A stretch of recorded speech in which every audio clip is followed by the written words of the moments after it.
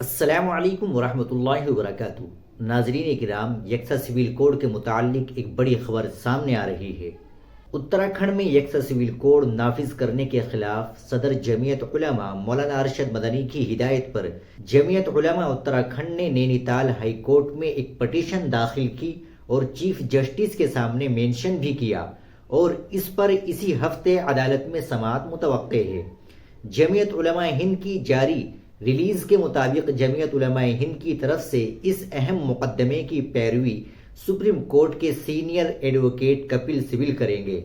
مولانا مدنی نے اس پٹیشن پر اپنے رد عمل کا اظہار کرتے ہوئے کہا کہ ملک کے آئین اور جمہوریت اور قانون کی بالادستی کو قائم رکھنے کے لیے جمعیت علماء ہند نے عدالت کا رخ اس امید کے ساتھ کیا ہے کہ ہمیں انصاف ملے گا، کیونکہ ہمارے لیے آخری سہارا عدالت ہی رہ جاتی ہے۔ انہوں نے کہا کہ ہمیں ایسا کوئی قانون منظور نہیں جو شریعت کے خلاف ہو۔ مسلمان ہر چیز سے سمجھوتا کر سکتا ہے، لیکن اپنی شریعت اور مذہب سے ہرگز کوئی سمجھوتا نہیں کر سکتا۔ یہ مسلمانوں کے وجود کا نہیں بلکہ ان کے حقوق کا سوال ہے۔ موجودہ حکومت یکساں سول کوڈ ایکٹ لا کر مسلمانوں سے وہ حقوق چھین لینا چاہتی ہے جو اسے ملک کے آئین نے دیے ہیں، کیونکہ ہمارے عقیدے کے مطابق جو ہمارے آئلی قانون ہیں وہ انسان کے بنائے ہوئے نہیں، وہ قرآن مجید اور احادیث سے ماخوذ ہے۔ انہوں نے سوال اٹھایا کہ جو لوگ کسی مذہبی پرسنل لا پر عمل نہیں کرنا چاہتے، ان کے لیے ملک میں پہلے سے ہی ایک اختیاری سول کوڈ موجود ہے، تو پھر یونیفارم سول کوڈ کی ضرورت کیا ہے؟ اور پھر یہ کہ یکساں سول کوڈ کا نفاذ آئین میں شہریوں کو دیے گئے بنیادی حقوق سے متصادم ہے۔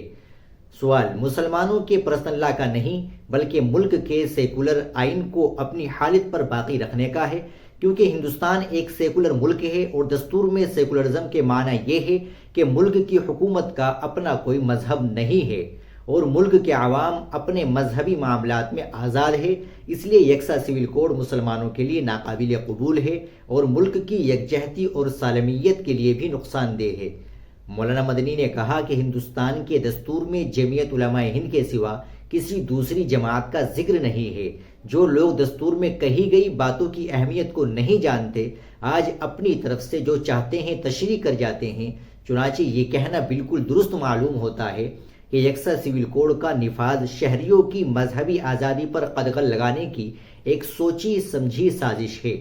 انہوں نے یہ بھی کہا کہ فرقہ پرست طاقتیں نت نئے جذباتی اور مذہبی مسائل کھڑے کر کے ملک کی اقلیتوں بالخصوص مسلمانوں کو مسلسل خوف اور انتشار میں مبتلا رکھنا چاہتی ہے اور ملک کی آئین کو آگ لگانا چاہتی ہے، لیکن مسلمانوں کو کسی بھی طرح کے خوف اور انتشار میں مبتلا نہیں ہونا چاہیے۔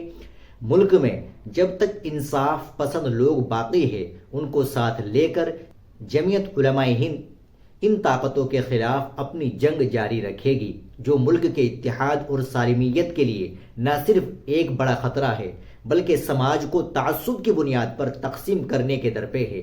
انہوں نے آخر میں کہا کہ اس ملک کی خمیر میں ہزاروں برس سے نفرت نہیں محبت شامل ہے۔ کچھ عرصے کے لیے نفرت کو کامیاب ضرور کہا جا سکتا ہے، لیکن ہمیں یقین ہے کہ آخری اور حتمی فتح محبت کی ہی ہونی ہے۔ ناظرین کرام، آپ مولانا کے اس بیان کے متعلق کیا کہیں گے؟ کمنٹ باکس میں ضرور بتائیں۔ ویڈیو کو لائک اور شیئر ضرور کریں، چینل کو بھی سبسکرائب کر لیں۔